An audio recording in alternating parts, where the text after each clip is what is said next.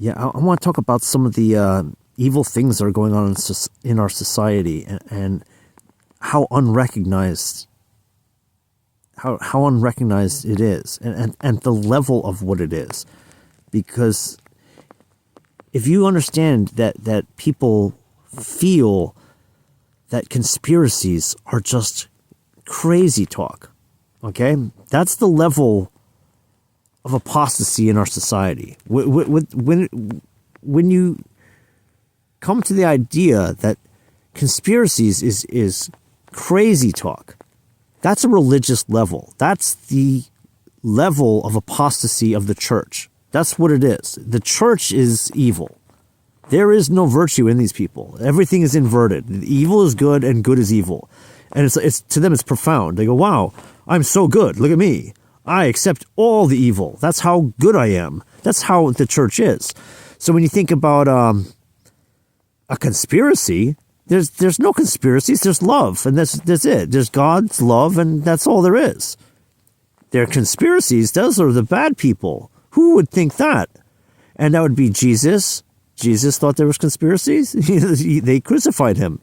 He said, "This is horrible. This is a horrible day." The apostles, they were, conspiracy. Yeah, they were murdered. And there's people being murdered today. But the church is so apostate, it's nothing to them. They go, oh, there's only faith and there's no works. It's just faith and love.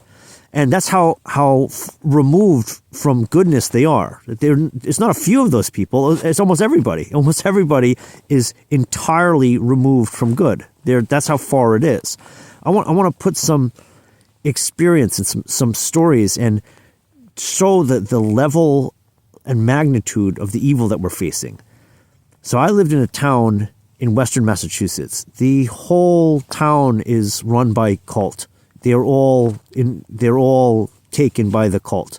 And even everywhere, even I'm in New Hampshire, the whole city here is run by a cult. Everybody's pretty much corrupted, and that's how it is. In New Jersey, everything's run by a cult. I want to show some the level of it. Here's an example. My mother's Social Security was being stolen. Okay? This is not a personal problem. This is a societal problem, but everybody kind of feels, well, no, that's a personal problem. That's how far removed we are from goodness. There's no goodness in the people, because if my mother's Social Security is being stolen by people working at the Social Security office, that's a societal problem. It's not a personal problem. It's a societal problem. And you're pretty much not going to find anybody who thinks it's a societal problem. They're all going to think, no, that's a personal problem. Surely it is. That's because the people are evil. That's an evil person. That's almost everybody is on that page. Or an example is like in the college, they're like, oh, you can't say certain things. You can't tell the truth in the college. In the college, you can't tell the truth. That's not a little bit of a problem. That's an entirely, it's done. This is completely morally bankrupt and intellectually bankrupt. It's not like, oh no, it's not. It is. So you look at things like blockchain, that's the economics now. It's just blockchain. And what that really means is the only commodity is murder. That's it. That's the only commodity. That's the level of academics corruption, where murder is the only virtue, and it's not a virtue at all. That's entirely corrupted. And all the propaganda, and I want to show the magnitude of this evil. So I want to go back to my mother being murdered. They were stealing her Social Security money. And the evidence that I have is they had mainframe printout that showed that the money from the account was going to the rightful place, is being depleted year after year, no break. Okay, but she wasn't getting the money. Okay? Well, the Social Security office gave me printouts, and it was Microsoft Excel, not the correct format. And it showed that she was not receiving monies from this and this and this time period, and she has to reapply. Well, that's not true. She didn't have to reapply. The money was going out of the account the whole time. It was just being funneled to their own accounts, which they, were hiding, but this is the case. This is what was going on. That they gave me fake documents in Microsoft Excel. They gave me 3 sets of these. They gave me 3 sets of these fake documents, and they had typos in it, and it was different typos. So, because I requested the documents, and they painstakingly created some and gave it to me. Then I requested them again. Well, they didn't have the original fake ones, so they had to fake them again. And then I requested them again, and they didn't have them again, so they had to redo it. That's what happened. That's why it took so long for me to get them. And yeah, they stole her money, is what it is. And then they put her in a hospital, and then they had her killed in the hospital. And their little henchmen that they have in the hospital is just more evil people. That's what they want. They want evil people everywhere. I was working at a restaurant just recently, and they pushed me out of there. And really what's going on, this is like a typical thing in every market, every business. The general manager and the kitchen manager are replaceable. And for their job security, they want to make sure it's just incompetent people there. So the people like myself who are very productive, we're going to be treated like crap, and everything's going to be our fault, and we can do no right. Nothing could be done right that we do, and we're just being lied to. And they encourage the other coworkers to be as noxious and poisonous as possible. This is the current state. I look at reviews at different places. This is going on everywhere. I ran into someone the other day, and he was telling me his story. It was the same story. This is going on everywhere. I'm trying to talk about the gravity, the magnitude of the evil of our society, because none of those evil people are being considered evil by the evil people. I'm being considered evil. Good people are being considered evil. And this is so absolute. It's so absolutely the case. And you think about like the slanderous bullshit that my coworkers would say. It's all lies. I have because I couldn't get unemployment. I couldn't get unemployment because they're lying about the situation. And they wrote up this whole list of lies and noxious lies. And it's like, they're really tarnishing my character with these lies, and they know they're lying. This is the level of evil that they are. It's not like a minor offense. It's like, wow, I don't think any of this is nice stuff to be saying. Particularly, it's not true. It's like, yeah, it's bad. But I mean, yeah, they murdered my mother. Do you understand? This is like, she was in the hospital the night before. I'm trying to call her. They wouldn't let me speak to her. And the nurse, this male nurse, answers the phone, and he's just laughing. He's just hysterically laughing. He's going, hoo, hoo, hoo, hee, ho. Well, that's not normal. That's a foul person. And they had a restraining order on me. Okay? They put her against her will into a hospital, and they moved her from one hospital to another hospital. And she wanted to get out. I wanted her to get out. And they're like, no, she's got to stay until they had her killed. The next morning, they did they were just doing a biopsy, and they said, oh, there was an accident. We're sorry. Your mother, she passed away. Yeah, she was murdered. Okay. And it was evil people. Every one of them. The social worker, he's like, oh, that's a bad place. Well, yeah, get her out. Yeah, do something. She doesn't want to be there. I don't want her to be there. They had a custody case. The state they made her a ward of the state. Okay, and just any family members, I got notice.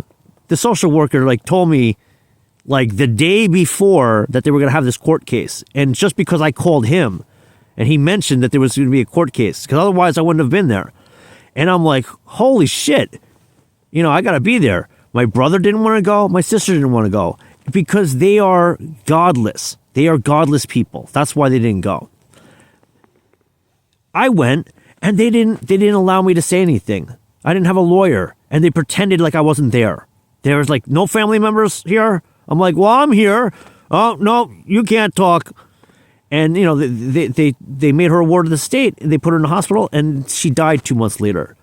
And they're evil people. And the fact of the matter is, they're trying to say I was trying to steal her money and I was abusing her. Meanwhile, they stole her money. They murdered her. This is, this is evil people. This is the level of evil is. When I was in the Social Security office, like for the 100th time, this was going on for like 3 years, okay, where they were pretending she has to reapply, and we reapplied and reapplied and reapplied and reapplied for 3 years, and we just going over this cycle of bullshit. They were hoping that I would just eventually give up and just ignore my mother and forget about her. That's what they're really hoping for. These are scummy people. Like, I'm just going to forget about my mother. I'm not going to worry. They're just going to make it so annoying. I'm just going to forget about it. That's what they were hoping for. They didn't really care past, like, yeah, we're just going to blow you off again. We're going to blow you for 3 years. They're blowing me off. And, again, that's why they got a restraining order. Like, they got a restraining order. This is the exact details. I was in the office where she was, the office for her landlord, and I'm like, what the fuck's wrong with you people? Because they were given this runaround and like losing documents and this and that and make me jump through these hoops. And because I said, what's wrong with you people? It's like, she's trying to play it off as it's racist. I said a racist thing. And so she called the cops. She's like, oh, you gotta get out of here. You gotta get out of here. He's a racist. He's a racist. He said, you people. And I got a restraining order for that. And, it wasn't my mother, it was the landlord. And then it's close enough. Just smudge it together. Yeah, this'll work. They're all corrupt. The whole courts are corrupt. And it's not a little bit corrupt. You look at the family court, because I went to every court. I went to the landlord court. This is how bad these people are. They cut her funding off. She had no money for 3 years. I'm paying all her bills for even like 10 years I was paying her bills. But for these last 3 years. And she wasn't paying I got custody or legal custody of her whatever it is. Legal what is it? I forget. Power of attorney. I had power of attorney over her in 1 month. And then they put me in jail for 6 weeks. So I was supposed to pay her rent, but I couldn't because I was in jail. And they knew that. They knew I was in jail because I told the cop said, your mother's business is not your business. When I was in there, they were giving me a runaround, and I was leaving, and I was like upset. And one of the security guards was like, what's the problem? I'm like, yeah, these people are fucking giving me a runaround. I'm in Massachusetts. I'm coming down here like twice a month for 3 years or however many times. All the time. I'm coming here all the time. And it's like they're just wasting my time. And I was upset. And so let me figure it out. She went in there and she comes out and she goes, your mother's business is not your business. I go, listen, you piece of crap. My mother's business is not your business. Like, who the hell is some dumb cop telling me this? This is like, she's wagging her finger at me. Your mother's business is not your business. I'm like, what are you, crazy? And because I said that, I got arrested. That's what I got arrested for that. 6 weeks. And in that 6 weeks time, now my her rent's not paid for the month and for the second month. And they kicked her out of her apartment right away, because her rent wasn't paid. And they knew that I was supposed to pay it, and they knew I was in jail, okay? And it's the middle of winter, and they kicked her out of her apartment. It was like 17 below zero, and she's outside freezing, okay? And she died shortly after. This is like, it was so bad. They had her radiators leaking for 2 years, and they never fixed them. They made them leak, and that's going to kill her. That's what it's going to do. And she didn't get to sleep because she had to wake up every hour to dump this. The radiators are leaking so much water, it's filling this tub of water, and she has to dump it out. That's how she spent the winters, two winters in a row. And they wouldn't fix. They fixed them, so they leaked. That's what they did. They were fine. They put all new radiators in all the apartments, and then they put an old radiator back in. They reinstalled this old one for her. So it leaked, and it was making this mess. It was blowing steam, rusty steam all day long in the winter. And that was going to kill her. That was the point. They were trying to kill her. And yeah, there's so many evil people. There's just so many evil people on evil people. I was in the Social Security office, and I said to these people, I said, "You guys are sacrificing children on the mountain," and I meant it as a euphemism. But the fact of the matter is that's actually what was going on, because their reaction, dead white, they just like froze. Like, and there's like 30 of these people working at the Social Security office, and there's like 30 clients on the client side, and I'm like, holy shit, they're guilty, right? And everyone's like, yeah, that looks guilty. That didn't look like, if someone says that, you would think like their reaction would be like, who is this crazy guy? How dare he? Something like that. That didn't happen. They all looked like, holy shit, he knows.